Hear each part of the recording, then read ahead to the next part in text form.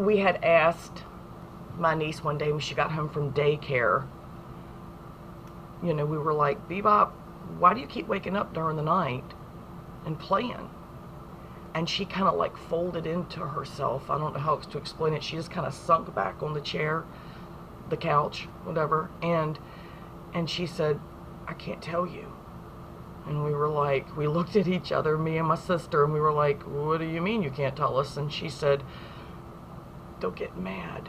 And she just started bawling. I mean, the tears just were pouring. At this point, she was almost 4. She was probably about 4 or 5 months shy. Anyway, and we were like, who's going to get mad? It kind of scared us. We were like, who's going to get mad? And she mumbled a name, and we didn't hear her because she was crying so bad. And we stayed calm, and we didn't feed into it because we didn't want it to be something that it wasn't. But like I say, she was always so grounded and stable. Psst. And she said it again, and she said, the Meatsmen. And we almost laughed. And we were expecting a name, and we looked at each other, and we were like, you know, and we said, the Meatsmen? What are the Meatsmen? And she said, I can't tell you. And the crying got worse, and it got me choked up. I started getting kind of teary. My sister looked really like she was pretty stressed out by what she was hearing. And she said, now they're going to be mad at me. And I grabbed her hand and I said, Bebop, look at me. And she looked over at me, and my sister was really distraught at that point.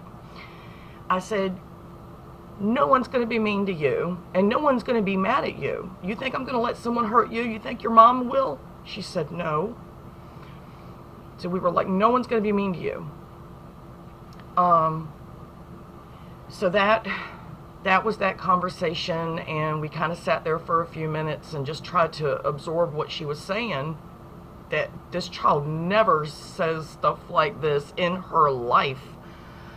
And it was obvious that she was truly bothered by what she was saying. If nothing else, she believed it. And I said, what do they look like? She said, I don't know. And I said, are they tall like me and Mom, or are they little like you? And she said, they're tall. I said, are they men like Dad, or are they women like Mom? She said, both. We asked her how many. She said, she started counting on her fingers, and she went, it's different. She was telling us that sometimes there were, like, she said, sometimes there's 4, sometimes there's 2. And I said, is that who you're playing with in the room at night? And she went, yes, and just started crying again. So things started making sense, and not making any sense at all at the same time.